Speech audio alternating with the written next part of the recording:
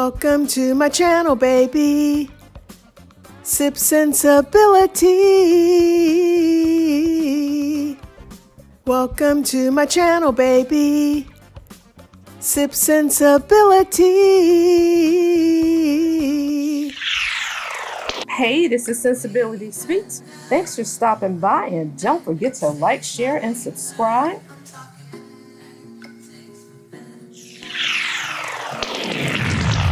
All right, so let's review Love and Marriage Huntsville, Season 8, Episode 7, Love and Lockup.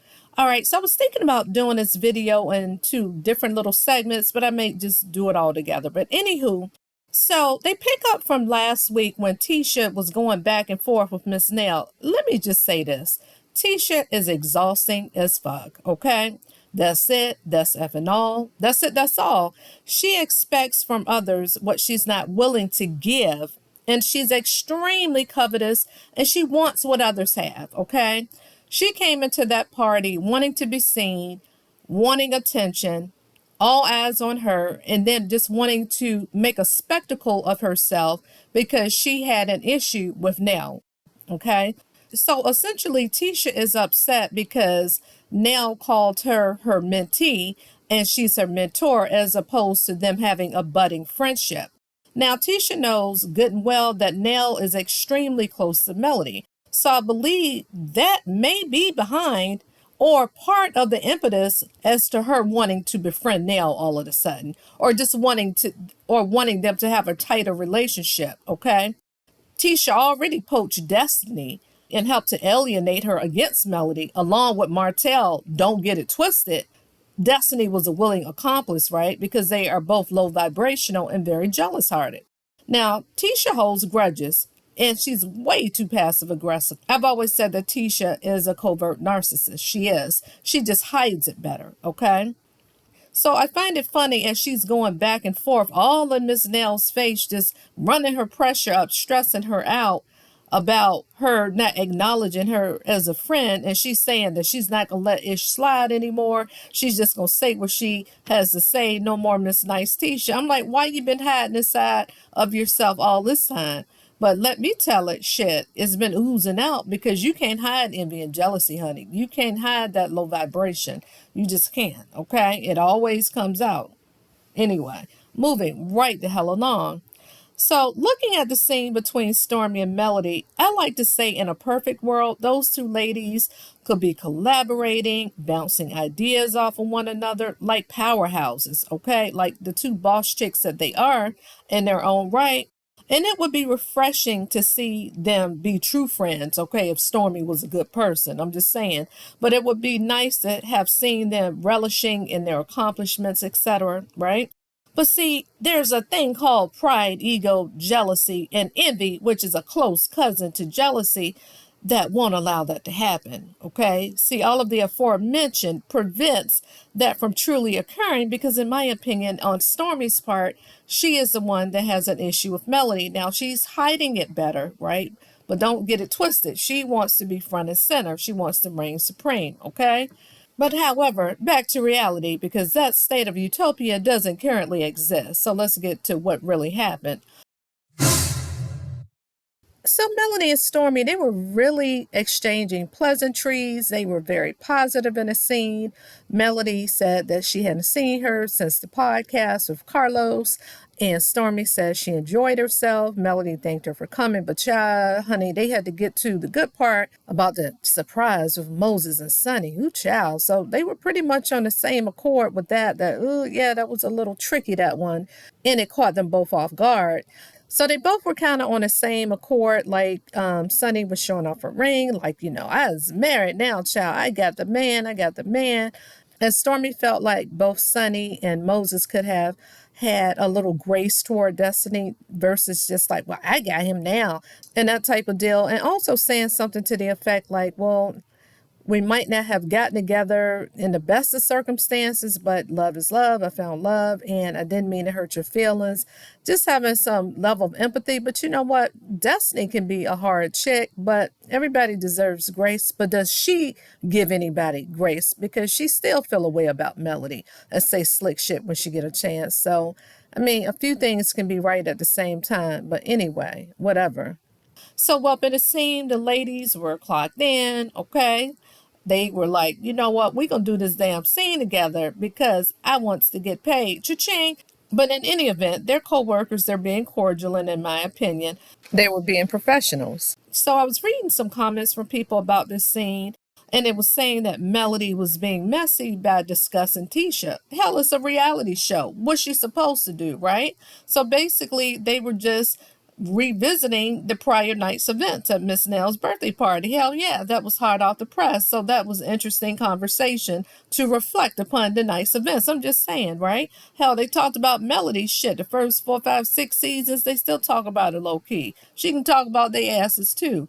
Now, the difference with Melody, she's not malicious in her tone. She's just talking about what happened. She's just stating the facts. Basically, that Tisha was acting a plumb down fool and trying to get crunk for attention. Child, she's trying to prove she won't no punk, and she's trying to get crunk. But as quickly as they seemed to bond, it really fizzled with the quickness when pretty much Stormy wanted to keep it a buck and complain and say, hey, you know, I invited old Martiana Bust down to be a model at my lovers and friends event, you know. Now, I hate that Melody was initially excited, maybe not excited, but at least interested in going. She was willing to go, inquiring about the attire, is it formal, semi-formal, that kind of thing. But in any event, her willingness to go, all of that energy quickly dismantled when she found out that Martell was going to be there, because she was like, well, thanks for telling me. In any place, basically point blank period, that Martell will be, I'm not going to attend. And so Stormy was like, okay, say less. But Stormy probably knew low key that Melody wouldn't come if Martell was there, because let's face it, the cast are chatty patties. Apparently, the production team may be chatty patties too, allegedly. And in my opinion, I'm sure it got out from someone that they can't necessarily be in the same room, or they can't be around one another because of the revenge P. I don't know how much of that had gotten out way back then, but you know, news travels or whatever like that. And she knows that Melody doesn't like to be around him. So, you know, she chose her side. She chose Martell. And plus, she didn't want to be upstage at her event, honey. And you know, Miss Melody, child, she commands a room. I'm just saying. But again, I did like the fact that they just seemed to be having good conversation. And some people said it seems like they were bonding over Tisha, or how Tisha was acting or not liking Tisha. I didn't necessarily see it that way at all. Hell, it's a reality show. They talk about what's currently going on. And Stormy pretty much was like, Tisha could argue about her damn self. She was like, I ain't did nothing to the hoe, basically, or to the chick, shall I say. Okay. So anyway, enough about that. We know that Melody's not attending. But anyway, so the scene cuts over, and that may not be going in order, but it was a quick little powwow between Martell, Courtney, and Chris Fletcher. They throw on the football, you know, faking it for the gram or whatever like that. But I have to say, I like the way that Courtney supports Stormy, and the way that Chris, for that matter, supports Nell, a way that Martell, Marsau, and Maurice would never do. The Huntsville Creep Squad, child, they would never support their women like that, right? So anyway, I'm not even going to spend a whole lot of time on that scene, except the fact that I love the way that those men support their wives, period. Martell, you could have learned a thing or two from Courtney, or maybe Chris. Well, you did learn how to be a cheater like Chris, allegedly, supposedly, anywho. So, in a nutshell, essentially, Chris was trying to do a temperature check to see how Martell felt about Nell not inviting him to the birthday party. And of course, he's going to stand 10 toes down behind her. And Courtney does kind of discuss the fact that Martell is supposed to be a model or whatever like that at the Lover and Friends Gala, child. Anywho, but why is Martell acting like he doesn't know Latricia and Ken? Because Huntsville probably ain't but that damn big. And Martell's a gym rat, Ken's a gym rat, and so is Latricia. He knows damn well, he knows who they are. Anyway, child. But yeah, anyway, I ain't spending no time on him. But just know the Bama was all in his feels for not being invited to the party because, of course, he feels like everybody should side with him and to hell with Melody, according to him, okay, in his warped pea-brain mind. But anyway, so the scene cuts over to Marsau and Tisha.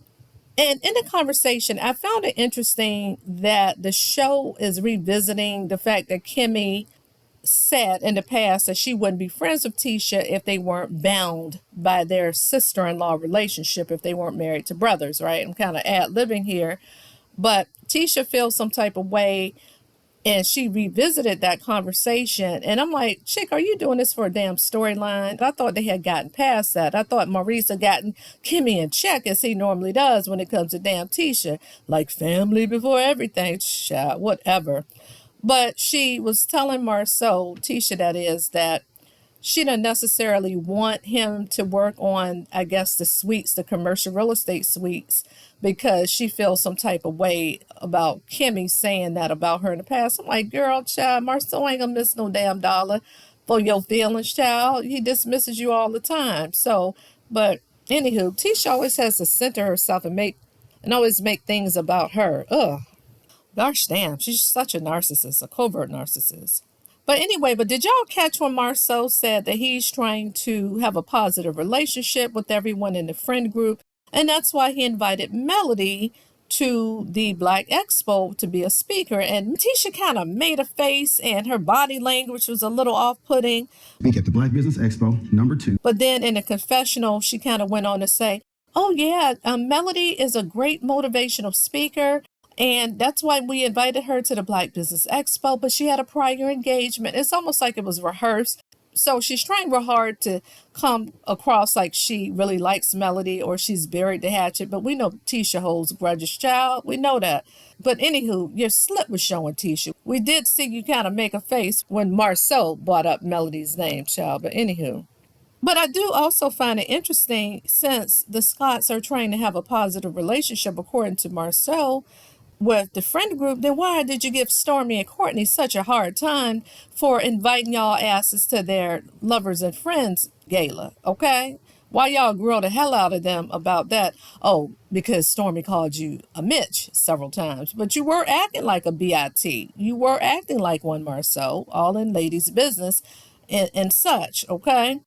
And also, we know Tisha felt some type of way. Let's keep it a buck, because Stormy sided with Kiki and they were cool at the time. Remember, she got that damn water thrown in her face. So I believe that's why she kind of low-key has an issue with Stormy. And plus, Stormy called her out for that whole white labeling, or remember on the hair products or whatever, how she borrowed or stole or pretty much mimicked Stormy's the whole white labeling and then proofread it. Child, whatever the case may be. Tisha's full of ish. But anyway, Stormy pretty much said that she invited the Scotts to extend an olive branch and she wanted to kind of bury the hatchet. Okay, we'll see how that goes. But Tisha just feels like, well, we haven't really spoken since the reunion and blah, blah, blah, blah, blah. So why all of a sudden you want to invite us to your event? Girl, child, you know you're going to be there. We'll see if they're going to show. But anywho. But pretty much in a nutshell, Marsau said that they had the time and the budget or whatever to complete Kimmy's project on time, okay? Now, also during that scene, I do find it funny that Marsau said that the local news reached out to him as it relates to Martell being arrested, child, but I'll revisit that when I talk about him and Melody hooking up. Child, they just want to be counted so bad, so bad, okay? But I do find it ironic. How does what Melody and Lowdown Martell do impact you guys, okay? So the only way they get tied in to the former hosts is because their alliance is to Martell, so serves their ass right that they get whatever negative energy comes with them. I'm just saying. So anyway, as the scene kind of ends, although I do feel that Marsau is extremely misogynistic and he's extremely punitive and always admonishes Tisha, okay? But he was right when he said that she doesn't take accountability and she tends to go on the defensive and she blame shifts. And she does, okay? She can never look in the mirror. She has zero self-awareness.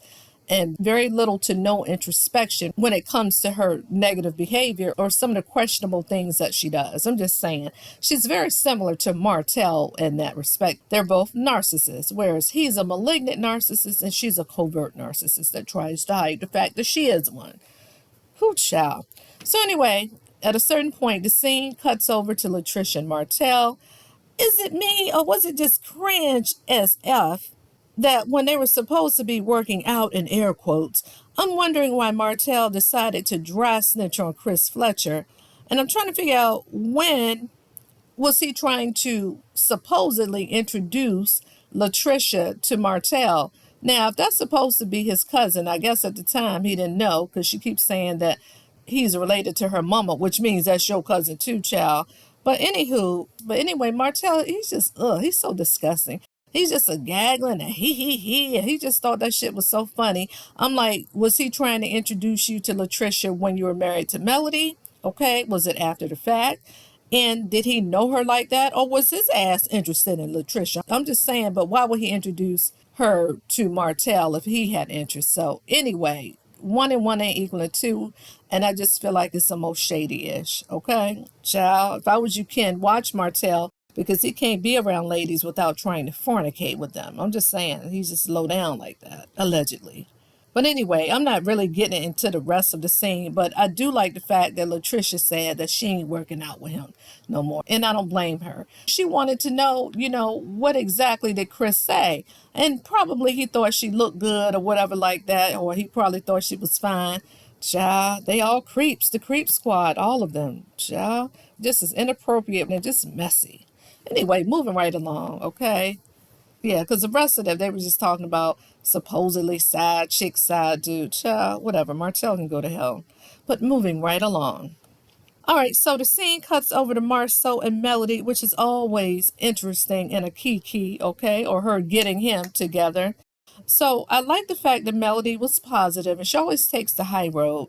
And she complimented Marsau and the gang on their Black Expo, the fact that I guess supposedly it went off well. And she likes the fact that they took her advice as far as them getting sponsors and keynote speakers and such, because we know that Tisha, when they were having those Black Business Expo meetings, child, she wasn't too receptive about receiving advice from Melody. We haven't forgotten Tisha. We remember, right? But of course, Marsau, he says, yeah, I take advice, of course, because you're an opportunist and you can be sometimes downright parasitic. But in all seriousness, yeah, he took the advice because he's trying to learn and grow, and he's an opportunist. Did I say that? Yes, I did. But anywho, so anyway, Melody transitions and she kind of recaps the conversation when she met with Kimmy and Tisha, and how the whole revenge P and Martell getting arrested, how that conversation came up. And Melody told Tisha that she's going to have a conversation with Marsau, and she's going to leave Tisha out of it because she didn't have anything to do with what transpired in terms of Marsau talking to the press, okay? So pretty much she said that she didn't want to hold grudges and just kind of put things out on the table, right? And just air things out. But here's my thing. I feel like Marsau can be just as attention-seeking as Tisha. He claims, as stated earlier, that people were mixing him with Martell because they both have names, M-A-R, that they're inextricably forever tied to them or whatever because of the show. And I'm just kind of ad-libbing, like, no. No, what it is, they want to be tied to them. Okay, the former Hopes were y'all's target, were y'all's mark. Let's be clear. They were the former it couple of Huntsville, right?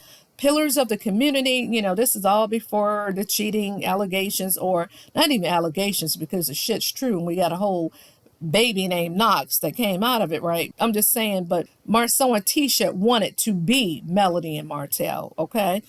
And for them to say that their lives were inextricably linked, that was very telling. You wanted to leech on to them like parasites. You wanted to suck them dry, knock them off of their thrones, not share the spotlight with them, but to knock them off of their thrones and to be them. So guess what? You get the good and the bad. Martell brings a whole lot of bad. You can't ride Melody's coattail anymore. She's soaring like an eagle, so she's up in the sky, right? But Martell's a buzzard, so he's down low. Okay, so all the bullshit that comes with him, guess what, Marsau? Yeah, sometimes it will rub off on you because guess what? You take up for him, you have an alliance to him because of bros before hoes. I hate that saying, but it is what it is. So supposedly his friend is an anchor at the news station and reached out to him trying to get a statement in terms of, oh, was it you that got arrested? They know damn well it was Martell, but anyway, we're going to go with what he said.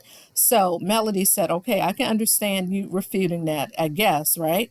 But why would you make a statement? She said, but when people reach out to me about y'all's lawsuits and all the ish y'all got going on, and bravo to her for bringing it out, since production and Carlos and everyone doesn't seem to make the Scotts talk about what's going on in their real lives, being sued by the likes of Zen Gardens and such, allegedly. I gotta say allegedly, but whatever the case may be, we already know their shit is out there. But I'm glad Melody just kind of let it slip out. But anywho, but she said that she never speaks on their situation when people reached out to her in the past about their shit, but yet he found it necessary to speak on their situation, of course, because they want to be counted. He wants to be relevant, okay?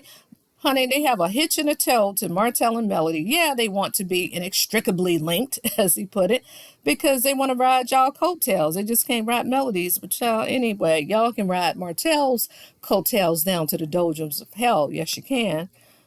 But anyway, child, Marcel is just as misogynistic as he can be. He's passive aggressive. He said that he wants to build good relationships and everybody to be on one accord and, you know, all good. But yeah, you do little passive aggressive stuff by saying, for real, free Martell, though. He could have left that part out, okay? Even if he could have just said it wasn't me, that was Martell getting arrested, and not saying much else.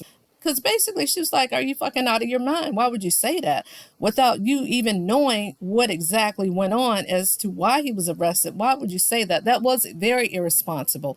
When it comes to black women, you know, in the black community, black men, they're just shit as a collective. Not all of them, but the larger collective. They're just misogynistic. They are. They could give a damn. Honey, a sister could be unalived and them Bamas would be like, oh, but what she do though to make him do it? And you can't make this ish up. I'm not talking about necessarily people on this show. I'm just talking about just the shit you see on social media. So anyway, but again, I laughed when Melody said free Tisha and end mother effing scene. But all right, y'all. Y'all drop that in the comments and y'all tell me what y'all thought about this episode, okay? This is Sensibility Speaks. Thanks for stopping by. And don't forget to like, share, and subscribe. Bye-bye. Since my regular, I'm talking